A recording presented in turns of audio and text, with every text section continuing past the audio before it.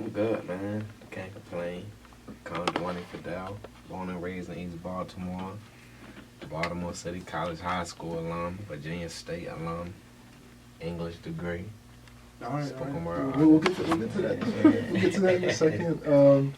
I want to talk to you first about the video that probably everybody knows you by. It's the viral video of you performing spoken word in front of a classroom. I mean, even with all the attendance bell and stuff like that going off.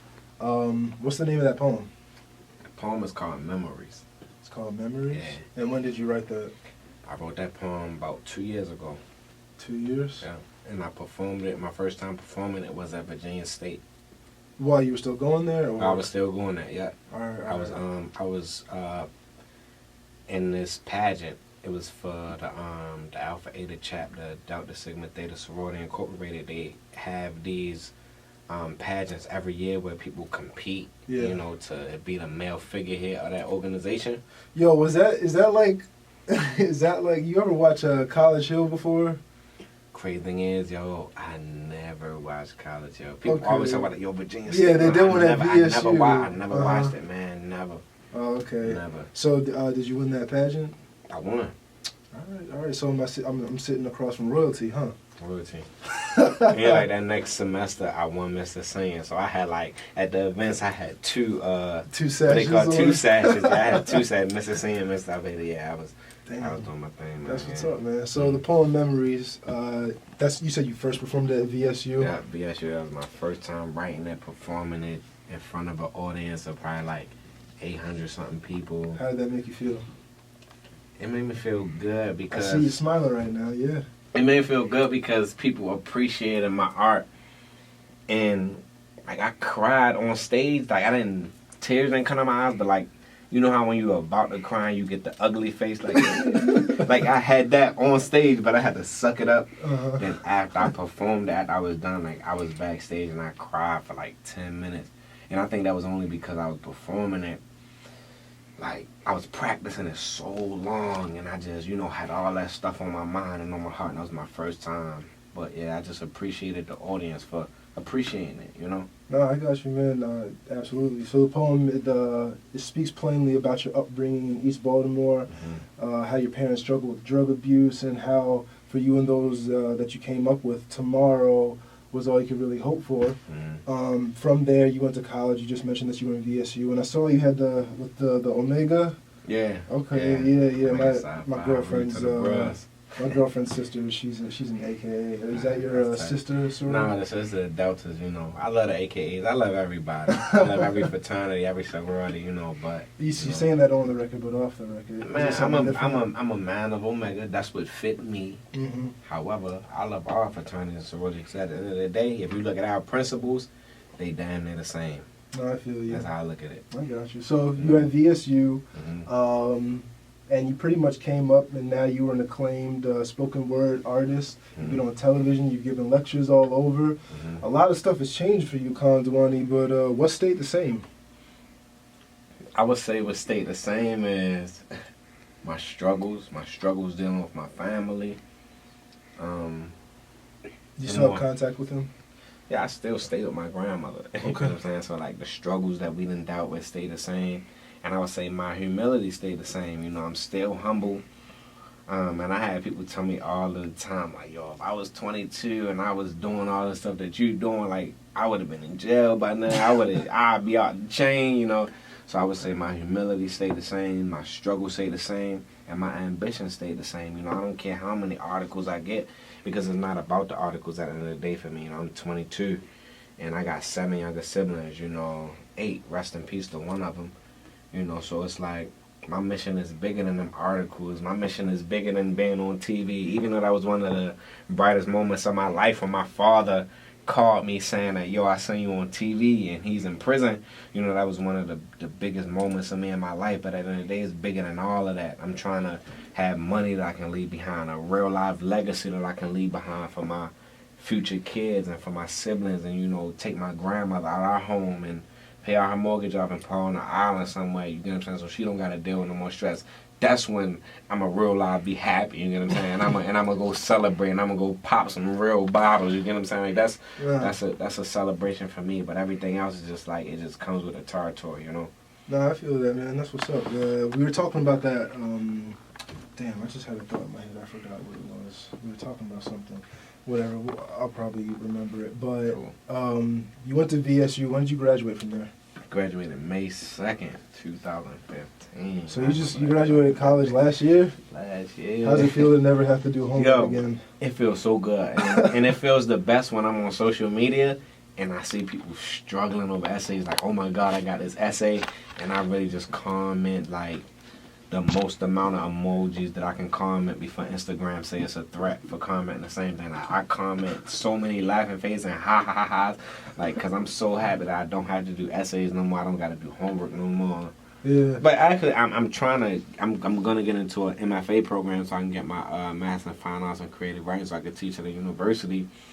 But right now, I'm enjoying it. Right now, you're just chilling. I'm chilling. I'm straight chilling. Well, VSU is an HBCU in the Mid-Atlantic area. Not what's the best way I can say this?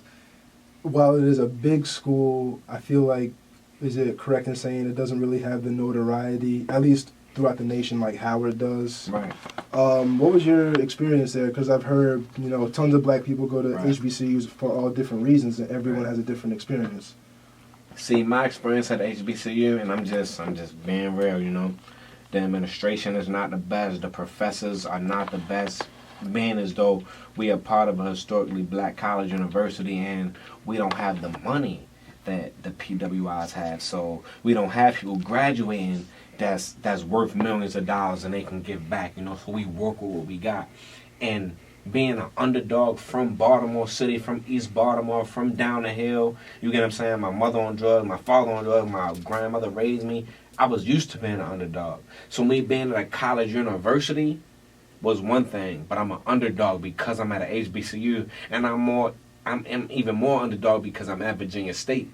So I know how to deal with being an underdog. You get what I'm saying? You gotta make the best out of whatever you're in. No, can you explain that a little bit? I'm not sure. So basically, it's like the administration, they, like, a lot of people that are ghetto, or they just like, we love Virginia State, but I didn't feel like Virginia State loved me. They count those students out. I'm gonna tell you like this: like, I loved Virginia State. I loved the people that was there. I loved my experience there. But you don't get that same love in return. You don't get the loans that you want. You don't get the financial aid that you want. You don't get the professors. You don't get $40,000 worth of education while you're there. Right. But I will be in debt another $40,000 to meet the same people that I met. That's how much I treasure the friends that I gained there, or the professors that I did gain relations there, or the intellect, or the things that I did learn. That I would go in debt another $40,000 just to meet those people. So that's how special it was. But the actual institution as a whole, it wasn't that great. It's like how Baltimore, nobody wakes up in the morning and say, yo, I just want to move to Baltimore when I get rich, or somebody say, yo, when I graduate, I want to go to, you get what I'm saying? Like, it's those certain things, So you got to just take advantage of what you have, and I appreciate it because I learned so much, and some of my closest friends, graduated the same time I did, and I met them my freshman, we tight. All right. If you had the opportunity, would you go back and do it again? And if you say you would do it differently, would you go to an HBCU or would you go to a different school? I would go to HBCU. I would go to HBCU because I know what they have to offer, but it's like you got to look for it. Like, I had this professor, her name is Dr. Zoe Spencer. If anybody listening to this, I want y'all to go on Google, go on YouTube, go on Facebook, and type in Dr. Zoe Spencer.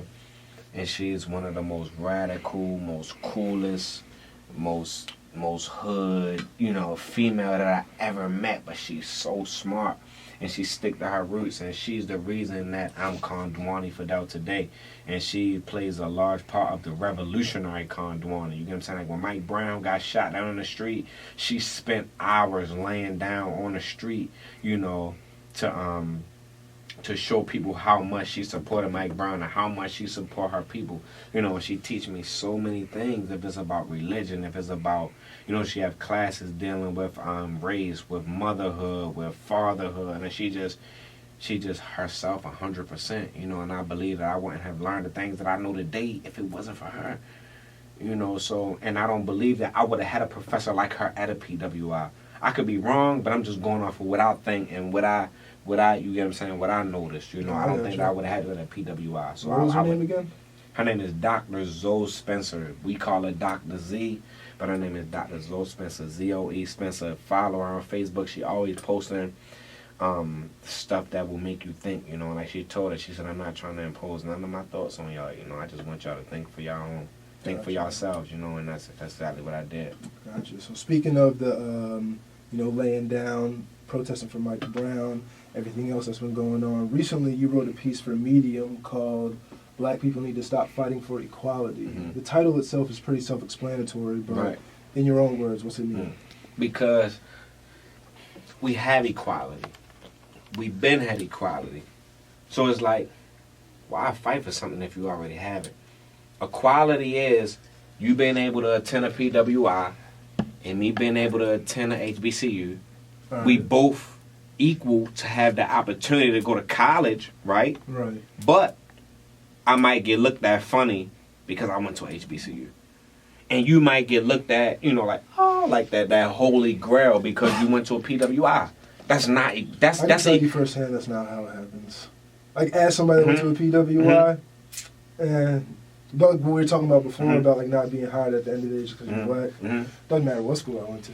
I'm saying it doesn't matter what school that you went to, but I feel like it has a lot to do with the school in itself. It's like how you got the school. I want to say the name was Johnson C. Smith, a school that got shut down because I guess they didn't have enough money. Because I know a lot of Johnson C. Smith students came to Virginia State, and their degree wasn't credited or wasn't. I'm trying to think of the exact word that they used like to say. It wasn't valuable. Yeah. So you telling me if I got a degree from this school, let Duke get shut down today or tomorrow? I don't give a hell where you from. But you got a degree from Duke, it's gonna look good. You get what I'm saying? Johnson C. Smith. A lot of people don't even know about Johnson C. Smith. Yeah. But because it got shut down and the degree isn't worth, you know, what society's standards are. That's how I feel. Or like how and how I mentioned in a piece, I was on Twitter and I seen D. Watkins. He responded to one of his followers. And his followers said, you know, we changing all this policy, but what about the moral code? Like, what about the moral code to do good or wrong? You get what I'm saying? Like society standards of what good or wrong is. And he said, how the hell is, you know, morals gonna feed you if you can't even get a job interview because your name is Tavon? You get what I'm saying? And that's so real. Because if that didn't matter, they wouldn't ask us what our nationality is. They would ask if you're able to speak English or Spanish. That's pretty much it. Because that's all they wouldn't ask if you Native American or you black or you white. So it's like if I can't even get a job because my name is Javon or Daquan or Tavon or Taquante, you get what I'm saying? Then that's wrong. That's equality that I'm able to get interviewed for the job. But it's not equality if I'm not going to be able to have that job the same as the rich white kid who lives up in Upper Marlboro, Maryland somewhere. You get what I'm saying? No, I feel you. That's how I feel. No, I completely agree. I mean, I can say without being embarrassed that we've had two different lives, two different upbringings, but at the end of the day, it's like we're both still black. So no matter what we do, and trust me, there's been plenty of black people to make it out, make money, and get rich or whatever. But at the end of the day, they still just gonna think you a nigga. And at the end of the day, like I'm gonna tell you, I had an event at the Impact Hub. Yeah. Shout out to Jermaine Bell and the Impact Hub for hosting my event. But I had this girl ask me, she said, you know, what about the upper class blacks and the middle class blacks? You know, like we need love too. Because at the end of the day, we're all black and we still get scrutinized the same. And she said, can you write a poem about us? She asked you to write a poem? And I told her that, you know, like, at the end of the day, we're all black. And I say in my Welcome to America piece, they don't care about your hair. They don't care about where you get your hair done, where you get your shoes from, about where you were born and raised at the playground is where you spent most of your days, or you slung pink and green pills like the AKAs. They don't care about the complexion of your skin, so to think because you're lighter, you're better, that's deception again. It doesn't matter if you're black, but at the end of the day, if you're that black upper middle class, you have so much more intellect, more money, more resources than the poor blacks. So at the end of the day, yeah, somebody can speak for y'all, but it's not going to be me. Because at the end of the day, the people down bottom need it more. Yeah. If y'all have money, like she said on her mouth, middle class and upper class. So if you're middle upper class, that means that you have less than the lower class. So I'm here to speak for the lower class because they need more. They don't have the intellect or the money. So why can't I help them? You get what I'm saying? So I'm telling her, like, yeah, at the end of the day, we're all black. And no matter what they got and what you got, we're going to all be looking at as black. So why can't I just be devoted on helping them? Yeah. You know Honestly, I think that... And I totally agree with her, but it's like, I'm not that guy. You know, I'm not that guy. I'm not going to be speaking for the upper middle class because y'all got it. Y'all got it already. You get what I'm saying? Because at the end of the day, you're going to get treated however you are because you black. Yeah. I agree with both of you. I mean, I agree with what you're saying. I agree with what she's saying, but I don't think she really understood what she was asking. And for me, that's where the bigger problem is, because you just assume just because y'all got the same skin color that you would be open to that idea. And I'm not saying that you are not, but it's just that would be like the definition of you being a fraud. Like, I'm from this, but let me speak on something that I know nothing about. Right. And I looked at her like she was crazy, and everybody was looking at her like she was crazy. Was she black or white? She was black. And she said, yeah, because when I was younger, me and my parents, I'm not talking about right now, but we looked up to people like Ben Carson, and I'm like, okay, like, what does that have to do with us? And I'm telling her, like, yo, when you're poor and black, you don't even see no middle upper class black. Like I told her, I'm a part of a fraternity, Omega Psi Phi. My first time hearing about fraternities, I was a freshman in college. Morgan State is up the street from me. Coppin State is not that far away from me. Why, if y'all so community-based, y'all fraternities, and y'all sororities, y'all so community-based, why the hell I'm living on Luzerne and Jefferson in a hood, and I haven't heard of none of y'all? I used to call fraternities sororities when I went to college. I just thought everything was called sororities. Yeah. So it's like, how come I'm learning about this my freshman year at college, but I grew up in the trenches, and it's not that far from Morgan, so where was y'all?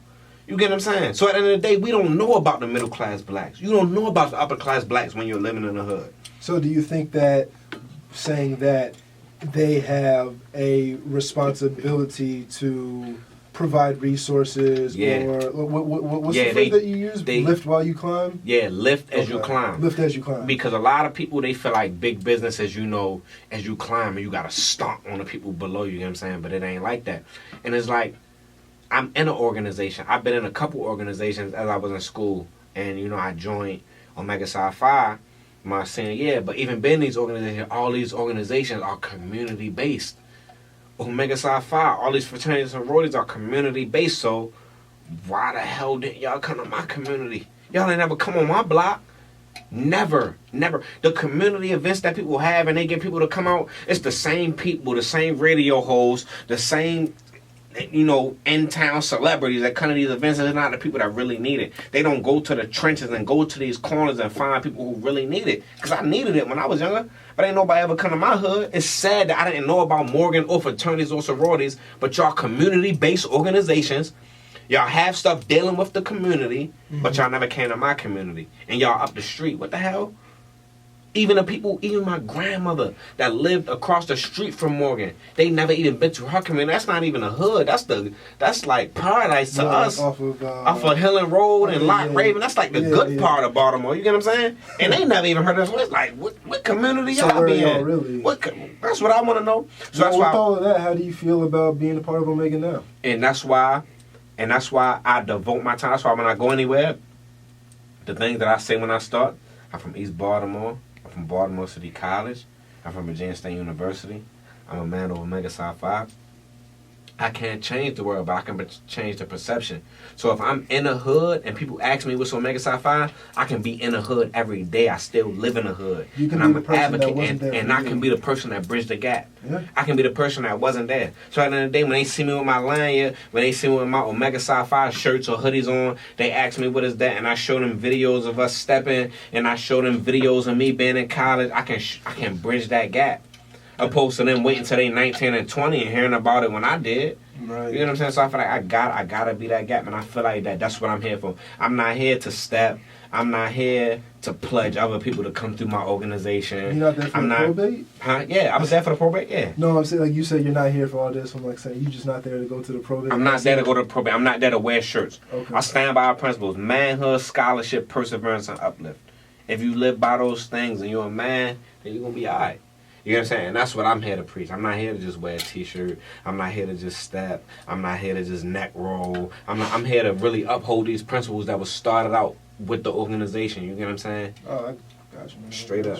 All right, so we got off on a little bit, but that was all rolled into your piece about the piece for media, about how we should stop fighting for equality. So in the piece, you mentioned the word equity frequently, and how we should be fighting for equity instead of equality. What does equity mean in that context, and is that context of equity or that fight for equality an economic one? Like, should we be fighting for economic equality instead of social equality? Yeah, because like I say, we've been had social equality, but I would say equity is just giving the same opportunities, just being fair. Being fair when those opportunities present themselves. Like, yeah, I can have the same opportunity as you, but I still might not get it because I'm a certain color, because I came from a certain place. So it's about the fairness. Like, yeah, we can seem like we're on the same playing field, but we're really not. No, and that's what I believe equity is, like having that stamp.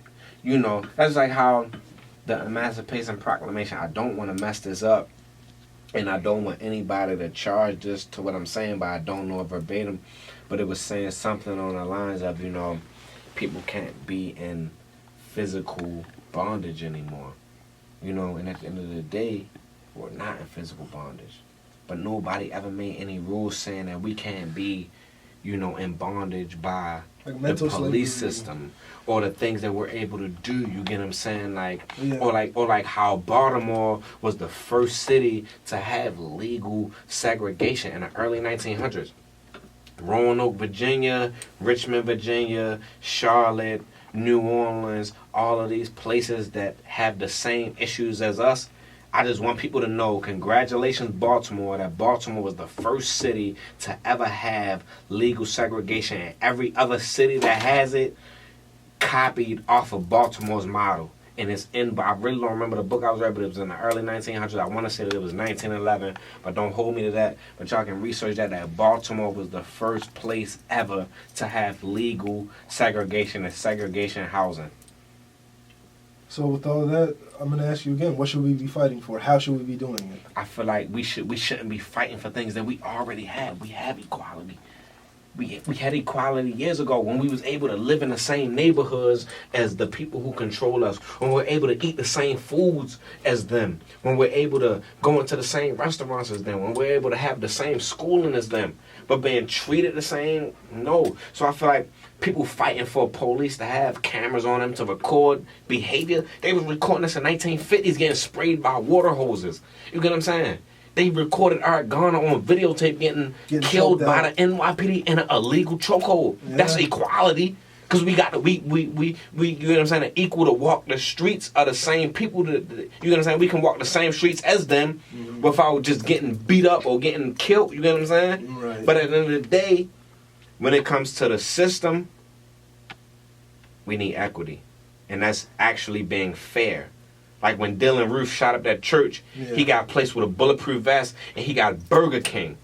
That's not equity. That's equality. He's getting arrested because he committed a crime. But getting placed with a bullet, that's not fair. Right. That's not fair. Right. It's equal because it looks equal. He's getting arrested. You get what I'm saying? That's the equality, but it's not fair, which is equity actually being fair. Okay. And he's not receiving listen, that. man, one more time. What should we as black people do then? Like, should we boycott?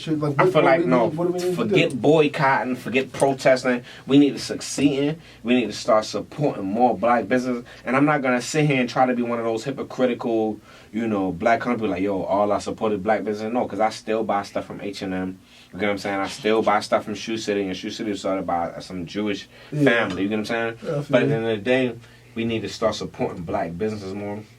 We need to stop letting white people validate us. Because it's crazy how D. Watkins was saying everybody in the hood knew that he could write. But as soon as he got featured on CNN, that's when everybody wanted to support him. Because he's certified by a white group. You get what I'm saying? Giving him that approval. So we need to stop doing that. We need to stop looking for validation. If we have our own stuff, like we need some Margielas or we need some Louis Vuitton to validate us.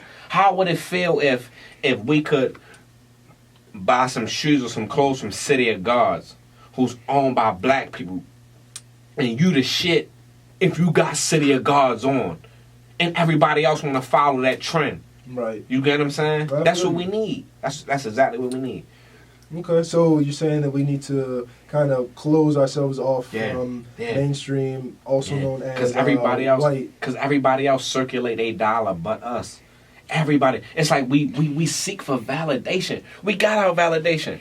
We good. We got a black president, and like I said, Obama is a perfect example. Obama still get called a monkey. He still get called a nigga, and he's the head of this nation.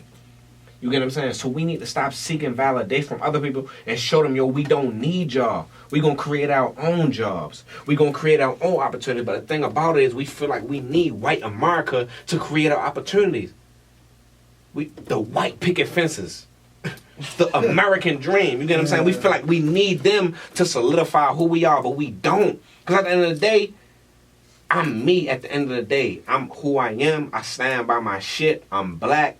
I don't care who I'm in front of. I'm straight. I done spoke in front of crowds of 800 white people plus, and I'm still black at the end of the day. I don't need you to validate me and who I am. And as people, and when we as black people start to understand it, then I feel like that we're gonna be better off as a whole. But people feel like we need. Cause I remember when I was younger, I used to see white people with suitcases and white people with suitcases, and I just knew that they had money. That's just what I thought. I just thought that they had money. We associate white with good and we associate black with bad. We gotta stop that, man. Nah, man. If you like to read in your spare time, or even if you have spare time to read with your schedule, check out this book, Black Labor, White Wealth by Claude Anderson. Pretty much touches on everything that you said and everything that we've been mentioning. But let's move forward. I want to talk about your video. Am I supposed to say hashtag Baltimore Bullet Train or just the Baltimore Bullet Train? The Baltimore Bullet Train. But it's just like when we hashtag it, that's what we put. Okay. And like, I swear, we didn't have a name for that video until like the day before the video dropped. We didn't know what we was going to call it. We was just going to say poem about murders in Baltimore or something. But I was like, I said, let's name it the Baltimore Bullet. Then I hashtag, because I'm all about being original. So I hashtagged the Baltimore Bullet.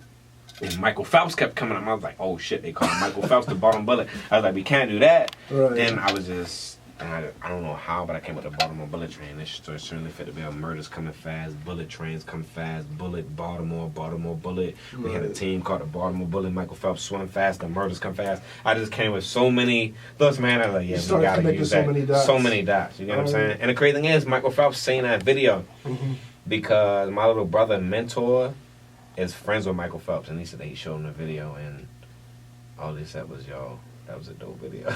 It was like, it still was something. It's Michael Phelps, you know what I'm saying? That's just like if somebody told me, like, yo, J. Cole said, yo, your video was tight. He could have said anything, like, he could have just said, like, something like Pootie Town, like, tip of time, my brother. And I would have been like dumb hype, you get what I'm saying? Like, it was something, you know? So it was cool. Well, I want to talk about the video. It starts out with some guys hanging out on the block, and then one of them is killed in a drive-by shooting. The neighborhood gathers around the body, and you begin your performance, and you start your performance by kind of cynically congratulating the city on its homicide rate. And you call out old civil rights leaders. I mean, you straight up say fuck Jesse Jackson for their selective interests on our social problems. And you even, like, going back to what we were talking about previously, you're chastising the black community for their complacency and their misplaced values. And then you end it again, once again, by saying congratulations. Is that congratulation a way of saying, like, congratulations, y'all got what y'all wanted? See, look, and I'm gonna be real across the board. The reason why, because I was the ghost, you get what I'm saying, from the body that got killed. So I'm basically saying, you know, we glorify this in our music. We say we got shooters. We talk about how cousin bodied somebody, how a father bodied somebody. As soon as it happened to us, you turn bitch, you turn in fetal position and you start crying like a bitch. Straight up. You get what I'm saying? So it's like, do you want this life or don't you? You get what I'm saying? But then, you know, even when I said F. Jesse Jackson, you know, it was so much bigger than just anybody like him. I don't even remember the last time Jesse Jackson came to Baltimore, but as soon as shit pop off, they like the rest of us are. Right. Like the photographers and the moodies and the D-Walkers, you get what I'm saying? That's in the hood every day. I don't care what you say about any of us, but we real life in the hood every day. You get what I'm saying? So it's like, why you not in the hood? You just want to come on this media coverage. And then, I'm not even gonna lie. Like recently, after I put out the Baltimore Bullet Train, you know, that's why I don't even perform the Baltimore Bullet Train no more, because I grew as a person, and I realized that I was wrong. I was wrong for calling out the killers. I was wrong for, you know, bashing the killers, because if you really know the system and you really know how it goes, you realize that black on black, whatever the fuck that even means, you realize that that is just a symptom of the core problem. It's just like how if you got a cold, right? If you're sick, you got a cold, and you just eating Halls and cough drops every day, you're trying to prevent one of the symptoms, which is the actual cough. And the cough is just a symptom of the actual problem of you being sick. Right. So it's like, that's what I was doing with the black on black violence and the killings, because that's just a symptom of systematic racism. That's just a symptom of slavery. That's just a symptom of self-hate. You understand? So once I realized that, damn, yo, all that stuff I said in that poem was wrong. That's how I felt at the time, so it wasn't wrong about my feelings. And I mean, we do need to stop killing each other, but I realized that it was a bigger issue at hand, and the black people shooting black people was just a symptom of the true problem, the core problem. Right. I could follow what you're saying. It's not, I'll say this, it's not their fault that they're in the situation that they're in, but right. At the same time, they can be held accountable for the things that they do. Sometimes you can't. You never kill, you never should have, I don't want to, you know, incriminate, right. but listen to what I'm saying though. That's like how people say, I was born gay, or I was born an alcoholic because my grandfather was alcoholic. You wasn't born nothing. You don't know what you was born. How can you say a baby alcoholic or a gay baby? It doesn't even make sense. There's no way. Everything that you learned, you are taught. You don't want to believe it. You don't want to say it. But you're taught those things. So at the end of the day, that baby that grows up and becomes a toddler and becomes a teenager and becomes an adult that's racist, they was that same person when they was younger because they was taught those things by their parents. It's taught. So at the end of the day, it's like, I can't even blame that person who feel like killing is okay. Because if I think killing is wrong, and you think killing is right, do you think I was born feeling like killing is wrong? No. I was taught that. Right. It's like how you got people in war. People despise war. Some people love war because they feel like war is a God-given right. Some people done said it out their mouths. Was they born that way? No, they was taught that. So at the end of the day, it's about what you're taught. So at the end of the day, you cannot blame. It was this lady that lived next door to me. Her name was Crystal. She got 9 kids. I don't care if Crystal hit us. I love you, Crystal. But all her kids is bad as shit. They wasn't born bad. When you see them, and then you see their mother, and you realize, okay, that's where they got it from. Because our mother don't know what to say out their mouth. Their mother is off the chain. That's when you realize why the kids like that. Yeah. You get what I'm saying? So at the end of the day, can you blame the kids for being who they are? And they taught that everything they doing is right, and they become 30 and they still doing those same things and they feel like it's right? No. You can't blame them. Right. And that's what I came to the conclusion after I wrote the Baltimore Bullet Train, and I started researching them. I'm like, damn, like I can't claim them, because at the end of the day, when you in the hood, it's like a kill or be killed type thing, especially when you in the streets and when you being taught. Like I know people that gave they children drugs to sell. I know people that gave their sons drugs to sell, and they think that that's okay. So for me to think it's not okay, and for you to think that that's okay, for you to sell drugs, you to get drugs from your father and sell them, we wasn't born this way. You get what I'm saying? It was taught. So at the end of the day, I can't put that child at fault, you know? All I can do is try to say that child or say that adult, whatever.